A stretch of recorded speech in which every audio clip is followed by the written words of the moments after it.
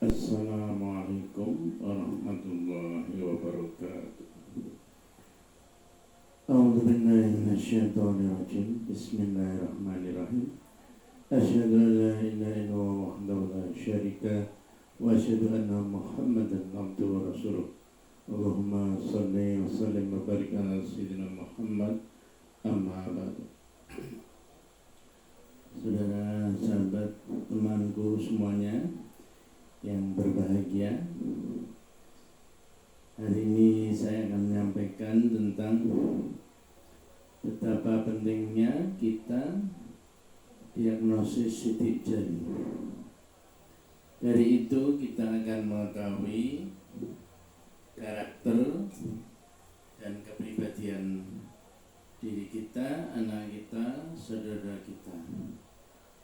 Jadi karakter adalah watak pembawaan sifat individu yang melekat pada seseorang yang dibawa mati. Jadi Allah telah menganugerahkan dalam diri kita yaitu karakter hidup. Karakter itu melekat di dalam diri kita untuk mengetahui ciri dari diri kita dibanding dengan orang lain. Dari karakter itu akan mengetahui kita itu tipe manusia seperti apa sih. Nah, ini penting, ya.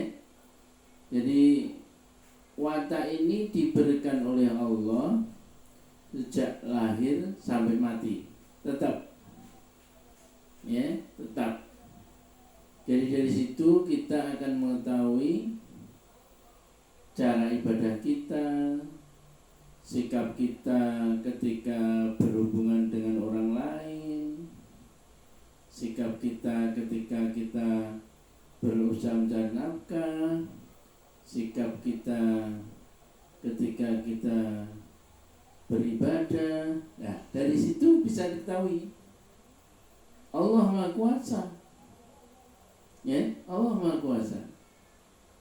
Kadang ada orang yang ibadahnya penuh keyakinan ketika dia diterangkan sedikit tentang keimanan. Ada orang yang santai, ada orang yang fokus apa untung ruginya, ada orang yang cuek, tidak mau peduli, sulit percaya, ya. Ada orang yang jika diterangkan masalah keimanan itu menggebu-gebu. Ada orang yang pembawaannya berbeda dengan yang lain, ya. Yang penting dia beda daripada umumnya, ya. Ini. Dari situlah pentingnya kita mengetahui diagnosis di jari kita, ya. Ini. Tapi kalau kepribadian itu perpaduan sifat, sikap, pola pikir yang dipengaruhi oleh lingkungan. Maka orang mengatakan watak itu dibawa mati.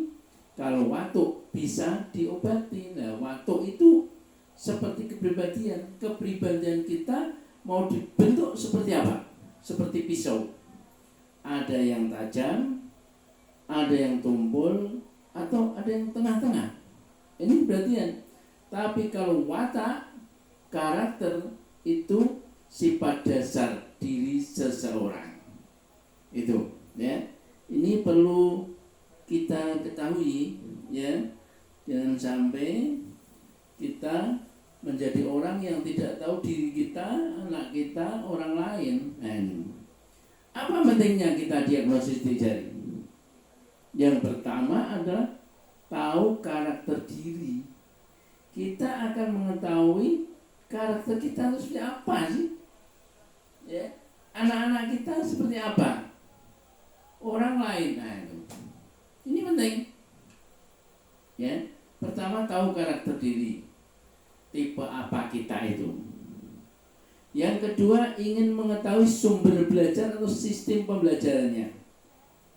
Ketika kita mendengarkan ceramah, ketika kita belajar, ketika kita diterangkan oleh seseorang, kita tahu sumber belajarnya atau sistem pembelajarannya itu apa. Yang ketiga, kita tahu dominasi otak kanan, otak kiri, itu bisa diketahui. Kalau otak kanan ya berapa persen dari otak kiri, oh ini orangnya sistematis. Oh ini otak kirinya lebih tinggi, orangnya mudah melompat-lompat, sulit diatur, spontan, macam-macam. Nanti lebih luas lagi diterangkan satu-satu. Kedua, kita akan mengetahui keahlian dan pengembangannya. Kita hobinya apa? Kan tidak semua anak sama hobinya, tidak semua orang sama hobinya. Dari hobi itu ada yang namanya keahlian kinestetik, keahlian alami, ya, keahlian sistematis. Nah, itu nanti keahliannya itu mengarah kepada apa? Yang ketiga, ini seumur hidup banyak sekali, ya. Maka betapa pentingnya diri kita, anak-anak kita sampai tua, kalau perlu tahu karakter diri kita, ya. Kadang emosi itu dilihat dari karakternya. Ada orang yang emosinya meledak-ledak, ada orang yang ketika marah itu diam, ada orang yang ketika marah membanting-banting, ada orang yang ketika marah itu ngomel, ya. Ada orang yang ketika marah itu coret-coret atau pergi. Itu dari karakter, ya. Seumur hidup sekali kita tahu nih, ya. Ini bahkan anak-anak kita tiap bulan kita jatah pulsa, kita keluarkan uang, tapi tidak mau orang-orang tua mengeluarkan uang untuk mengetahui karakter anaknya. Ini sangat disayangkan, ya. Walaupun itu anak-anakmu sendiri, tapi andaikan Allah beri kesempatan, peluang untuk belajar dari ilmu yang kita pelajari dari berbagai ahli, ini hendaknya akan menolong kita ketika anak-anak kita menghadapi masalah.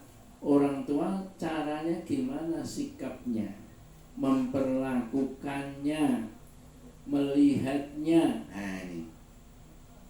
Dan yang berikutnya adalah ini sebagai upaya untuk menyempurnakan ikhtiar kita di dalam memberikan pendidikan, ya, bimbingan, nasihat agar orang tua tidak masa bodoh, agar orang tua tidak peduli seolah-olah belajar hanyalah tanggung jawab guru di sekolah.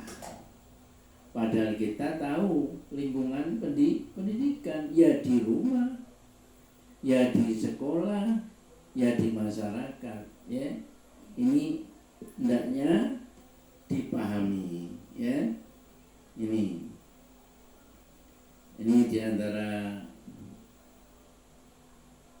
konsultan pakar pengembangan, ya, genetic mapping program yang pernah roadshow di rumah sakit Trogerjo ini, ya. Ini diantara kita kerjasama dengan dokter, ya, ahli herbal, ya, dulu mimpin di rumah sakit, ya. Kita kerjasama untuk mendeteksi pribadi kita dalam hitungan menit, tahu kondisi organ tubuh kita yang sakit mana itu ada tandanya. Kemudian kita terapi dengan sidik jari, ya, agar tepat gitu, ya. Ini kita pernah sidik jari di sebuah perbankan ya Jawa Tengah ini. Kemudian ini orang yang pernah mengalami kehilangan memori ya, kita beri konsultasi dan terapi langsung ya. Ini seorang pejabat Sekcam ya, Sekcam dibawa ke rumah sakit, pindah-pindah sampai 3 rumah sakit, tidak menemukan penyakitnya ya. Kemudian kita deteksi sidik jarinya, oh ternyata masalahnya ini. Ini ibu-ibu ya, semangatnya ketika di Trogorejo banyak yang mengajukan diagnosis sidik jari untuk mengetahui putra-putrinya ya agar tepat dalam memberikan bimbingan belajar dan mengajar ya. Ini nah, dari sini nanti diketahui ya tipe kita tuh apa, kita ini pribadi yang seperti apa, motivasinya apa ya, sumber belajarnya apa ya, dan sebagainya. Nah, ini ciri-ciri karakter dari pribadi tipenya. Nah, ini dari sidik jari itu ternyata di dalam jari-jari kita ada tanda-tanda garis-garis atau pola.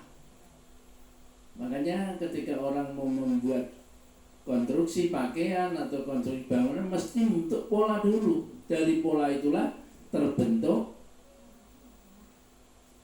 kepribadian dari karakter yang kita ketahui. Ini. Jadi dalam diri kita nanti jari kita bisa kita lihat. Kita tuh di dalam jari kita ada garis-garis apa modelnya? Nah, ada yang begini, ya. Kemudian ada yang begini, macam-macam, nggak ada yang sama. Ya, nah ini, jadi hampir mirip-mirip tapi ukurannya berbeda. Ya. Dari situlah, ya, nanti kita akan mengetahui, ya, kita akan mengetahui bagaimana pribadi kita sebenarnya. Jadi kita akan lebih fokus ketika mengetahui ciri-ciri itu. Nah, dari situ ya kita buatkan ya garis besar diagnosa sidik jari. Dari situ diketahui karakternya, jika punya masalah solusi dan terapinya apa. Nah, kemudian dari itu terapi yang cocok apa? Terapi kejiwaannya, terapi empatinya, terapi sidik jarinya, atau terapi azahrawe. Ya, jadi semua berbagai macam terapi ini bisa mengarah dari kasus tipe apa dia ketika sakit, ketika menghadapi musibah, ketika menghadapi masalah, ketika mau usaha, ketika perjodohannya itu yang tepat gimana, itu hampir menyeluruh dari karakternya, ya, dari karakternya. Ya, oleh karena itu, saudara-saudara ya, jadi nanti kalau kita sudah mempelajari atau mengetahui diagnosa sidik jari kita, ini akan memudahkan kita mengatasi masalahnya. Bahkan kemarin ya, beberapa waktu yang lalu saya pernah diundang di Bukit Sumbing, itu ada X-Bank. X-Bank itu kumpulan ya beberapa direktur bank yang baru keluar. Kita coba mendiagnosa sidik jarinya ya, tipenya seperti apa. Apakah dia tipe orang fokus, nanti usahanya yang tepat apa? Orang perfect, nanti usahanya tepatnya apa? Orang antusias, cocoknya usaha di bidang apa? Orang yang tampil beda atau berkebalikan ya, itu cocoknya apa, orang keyakinan, orang hubungan atau sosial. Dari situ ketahuan ya. Nah ini kemudian dia mengajukan, kalau kasus ini solusi dan terapinya apa Pak? Hanya ada ya, masalah yang dihadapi. Nah kemudian kita ketahui dari itu alat terapinya, cara terapinya yang terbaik gitu ya. Saudara-saudara yang saya hormati, jadi ketika kita punya gambaran sidik jari di 5 jari kita itu ada tugas masing-masing. Jari manis, jari jempol, jari telunjuk ya, jari manis, jari kelingking itu garis-garis di antara jari itu berbeda dan berfungsi melambangkan kalau sebagai seorang pemimpin, kalau sebagai seorang rakyat atau bawahan, kalau sebagai orang yang punya kedudukan tinggi, kalau orang yang berfungsi sebagai pemanis atau orang yang mudah mengalami musibah, itu gimana fungsinya. Itu garis-garis itu digambarkan sidik jari, itu bisa diketahui insya Allah. Nah ini makanya dari satu keyakinan atau loyalitas, hubungan atau kenyamanan, target tujuan jelas, perfect orang yang hati-hati ya, antusias orang yang semangat, orang berkebalikan orang yang tampil beda. Ini kalau seorang ustadz bisa punya pengetahuan atau penguasaan tentang ini, andaikan memberikan ceramah atau materi pada jamaahnya sungguh sangat menarik, karena berfungsi sesuai dengan kedudukan atau karakter jamaah masing-masing ya. Jadi akan lebih fokus ketika mereka mengetahui target atau karakternya ya. Itu diantaranya itu yang bisa saya sampaikan ya. Coba nanti kita bahas satu persatu ya. Ini jenis karakter apa terapinya. Ada terapi Al-Quran, ada terapi empati ya, ada terapi sidik jari, ada terapi kejiwaan. Jadi langkah-langkah semua sudah kita buatkan skema atau langkah-langkah yang tepat. Insya Allah bermanfaat. Semoga dengan izin Allah, niat yang baik ketemu dengan orang yang baik dan tujuan yang baik. Semoga bermanfaat. Barakallah. Assalamualaikum warahmatullahi wabarakatuh.